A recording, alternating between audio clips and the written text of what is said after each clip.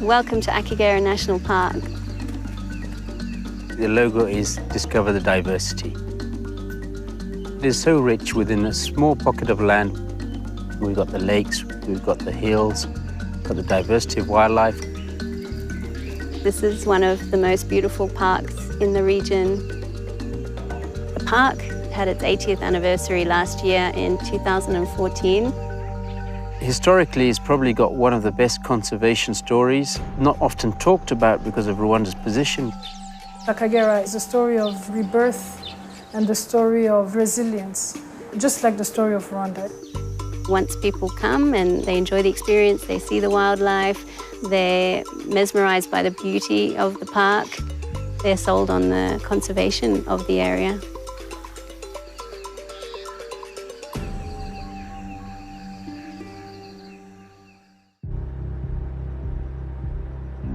Akagera National Park was created in 1934. It's one of the oldest parks in the region. Historically, Akagera was 3 times the size now. It was very large and it was very wide also at that time. Historically, Akagera was a Big 5 park. Lion, buffalo, all that species was intact. It was there at that time. It's had a turbulent history with many ups and downs in tourism, in wildlife poaching. The park was basically established as a purely conservation zone. It wasn't even promoting tourism. But legitimately, over time, the park needed to introduce the operations of tourism and built 2 lodges, and then also allowed for day tourism to travel through the park. Unfortunately, due to human-wildlife conflict, animal numbers significantly went down. In 1957 and 58, 6 black rhinos were translocated from Tanzania into Akagera National Park. It was also probably one of the first black rhino movements anywhere in conservation. In 1975, 26 young elephants, all under the age of 2, were brought to Akagera from another part of Rwanda, which was not protected. They were brought to Akagera to repopulate the park, because elephants had ceased to exist here in around the 60s, and they formed the basis of the elephant population that we have in Akagera today. But also there's been other introductions of giraffe into the park. 7 were a gift from Kenya to the park, and now we have over 40. All those practices of moving game were practiced very early on in Akagera's history. Rwanda has a huge history. It goes even further back than 20 years, but the genocide is 20 years ago as of this year. Since Akagera National Park was created in 1934, it was a better and well-managed park until the coming of 1994 Rwandan genocide. Rwanda is a small country. Akagera was 10% of the country at that time. A lot of returnees coming back from exile, they needed somewhere to graze their cattle, so they moved into Akagera. It was a lack of options on their part, but unfortunately the park also suffered from that. After the returnees came, there wasn't a system to separate the park and the people. Lions killed cows, and in exchange, the owners killed lions, and that's how lions came extinct in this park.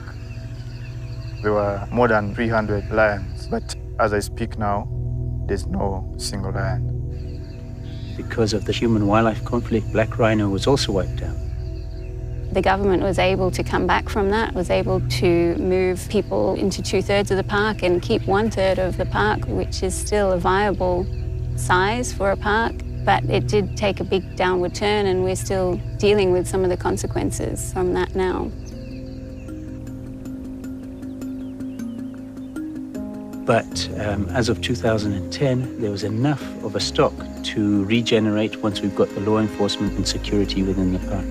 So Akagera's history is Rwanda's history, It's not as devastating as the human loss, but also the wildlife loss was also quite big too.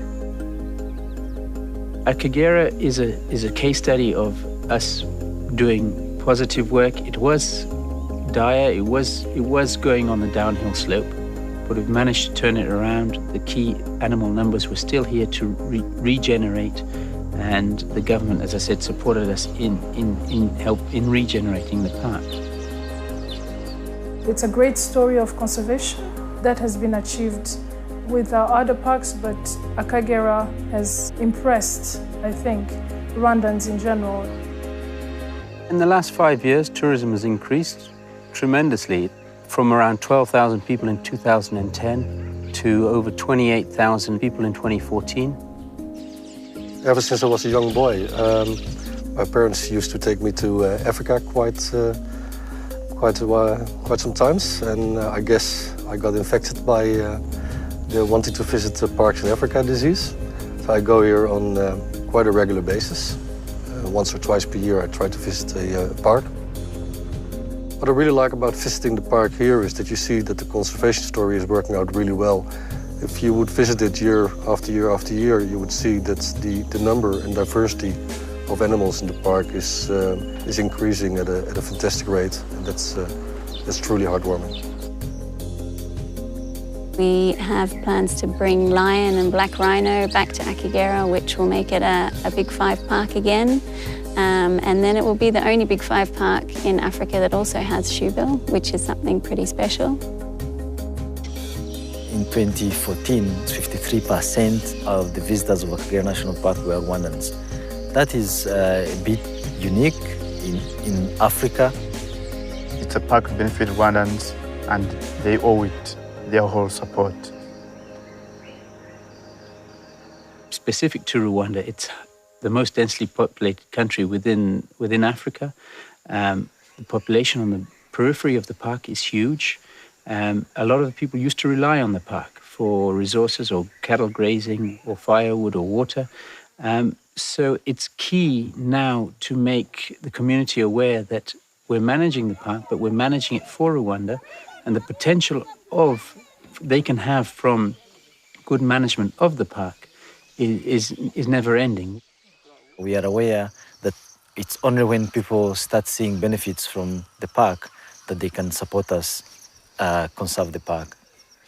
So we prepared this play, this drama that we took around the villages, showing people the behavior of lions and how they could benefit from the lions coming back to Akagera National Park, how they could benefit from the potential increase in tourism numbers and revenues.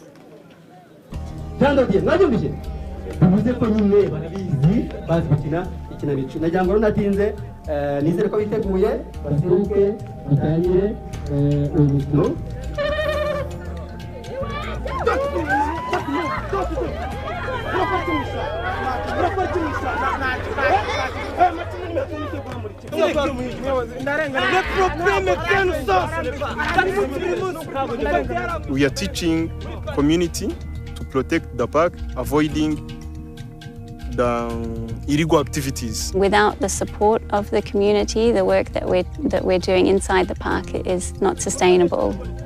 You need to have the buy-in from the people living on the park boundary. The defense project was initiated in 2012 by the government of Rwanda after realizing that there was no other solution to the problem of human-wildlife conflicts around Akagera National Park. It was huge, which is actually why even the lions went extinct, because the communities poisoned them after they were eating their cattle. We are trying to open this area so that we can try and push the remaining animals. Because when the fence was elected, there was a lot of animals in and out. The community now, they are helping us go and push animals inside the park.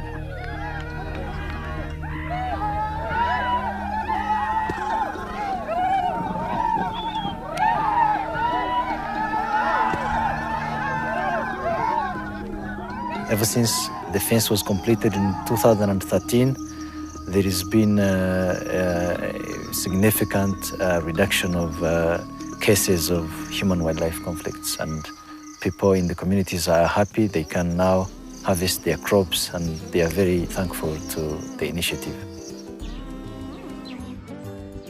The beekeeping initiative is something that Akagera Management Company is trying to promote within the communities surrounding Akagera National Park as an alternative livelihood project.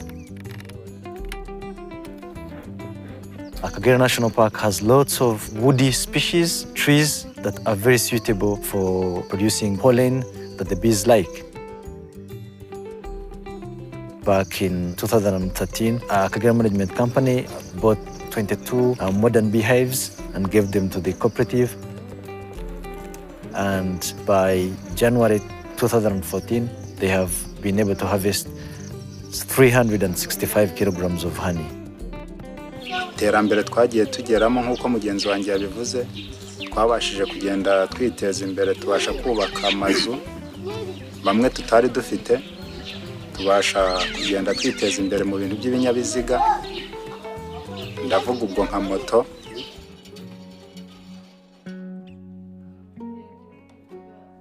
The Kagera Women's Cooperative, it's a group of women who have been doing handcrafts since 2007.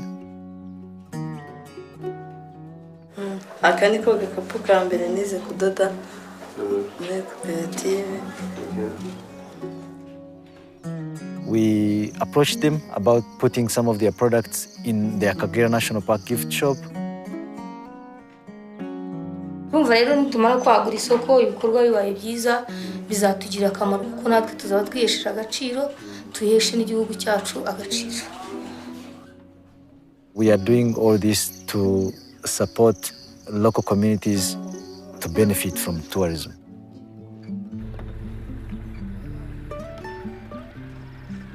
Pariki y'Akagera ku Gatindo, we nahigaga mu pariki y'Akagera, inyamaswa twakunda kwica habagamo imbogo.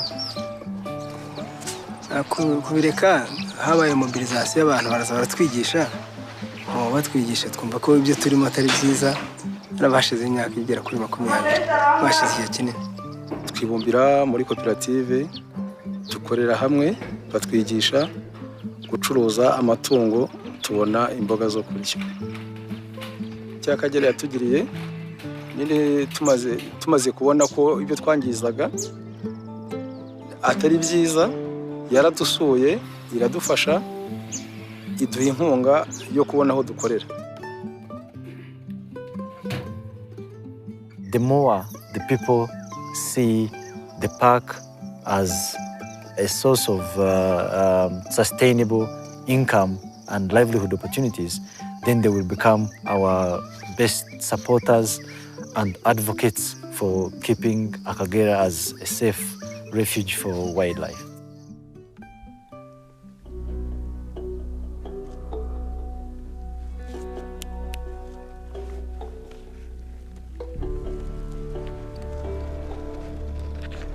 I'm inspired by the people on the ground and the rangers. They work every day going out into the field. Literally every day they're putting their life at risk, first to conserve the animal that probably would knock them over anyway, but also to protect that animal from poaching, be it subsistence or commercial poaching. And when we talk of poaching, we're not only talking of animals, we're talking of timber, fishing, illegal trespassing. Dukora aka kazi ariko nubwo tugakora kari muri risk, tugakora tugakunze kandi n'ingaruka duhura nazo kenshi tumaje kumenya uburyo tuzitwaramo. Previously, Akagera National Park has been facing a number of challenges, but since 2010, with the coming of Akagera Management Company, there is a very good improvement. The numbers of animals poached, it dropped from around 180 to 20. Others, like snares, 2012, we collected around 2,000, but 2014, it went down to 500. And also, arrests 2012, the numbers went high up to 180. 2013, it dropped to 90. And last year, 2014, it dropped to 20.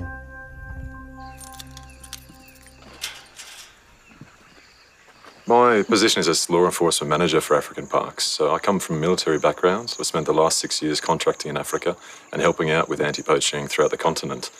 This is an example of exactly what some of our forces have captured over time. Every one of them represents a potential dead animal. And that's exactly what we're trying to stop.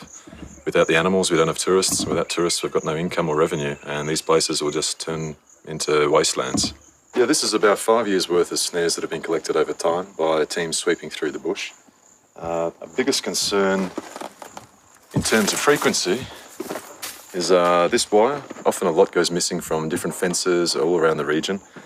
We have to keep a tight control of our fencing stalls. If any goes missing, then we might pick it up 2 weeks later in the bush.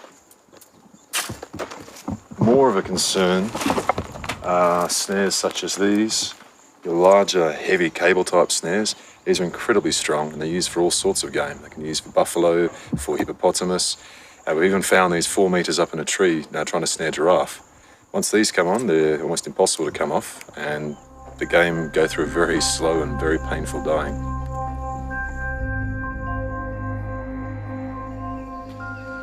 With the kind of momentum that we are having, I think to even go further, because we are determined to protect this park, we are determined to make it better, to make it a better park. Akagera National Park is managed in partnership by the Rwanda Development Board, which is the Rwandan government, and African Parks, which is a conservation not-for-profit organisation. They joined together to form Akagera Management Company, which is responsible for the total management of Akagera National Park. The government invited African Parks Network in 2009 basically to revive, restore the stability of Akagera, bring it back to its former glory of where it used to have all the variety of game, reduce poaching, but also increase tourism, which is Rwanda's key income generator for the time being. In the past 5 years, Akagera has gone through a lot of changes under the partnership between African Parks and the Rwanda Development Board.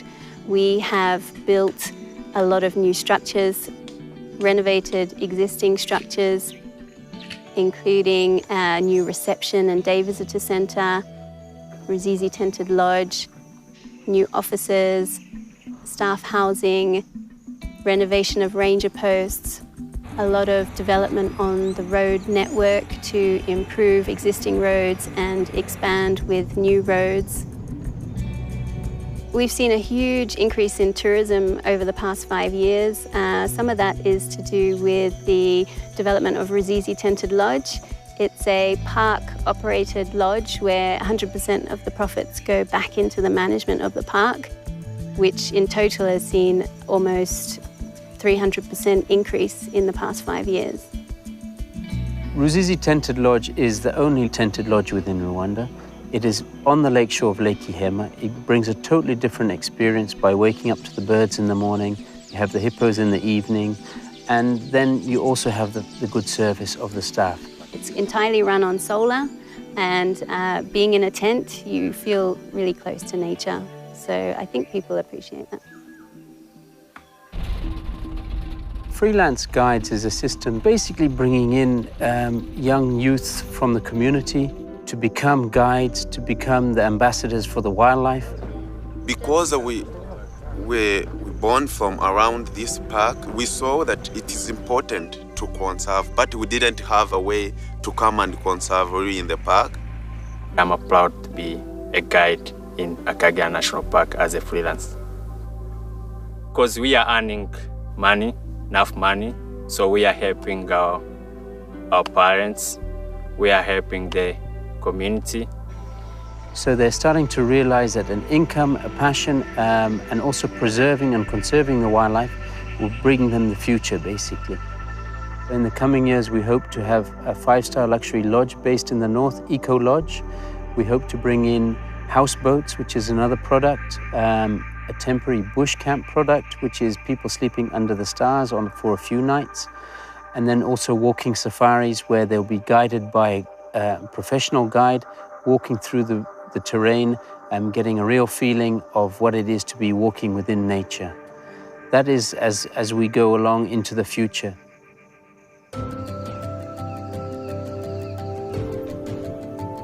If nothing is done, these places probably won't exist in 20 years' time. There probably wouldn't be any animals left, and there'd probably be a lot of people in the parks. It's not just Rwanda, it's all the world. Conservation is important for everybody, for everyone. You know, we have to keep that system working because it's our life. We're able to look back and actually see quite dramatic changes, and that keeps you motivated to move forward and realize the potential. Akagera has proven a success story, and with the reintroduction of lions and rhinos, we will only see a bigger notice for Akagera at national and international levels. The key is to just buy time. We don't know the future. We don't know what it holds. We know there's something special there. We know that our grandkids cannot do without those in the future, or we'd like to show it to them. The cold, hard reality is that conservation of wildlife in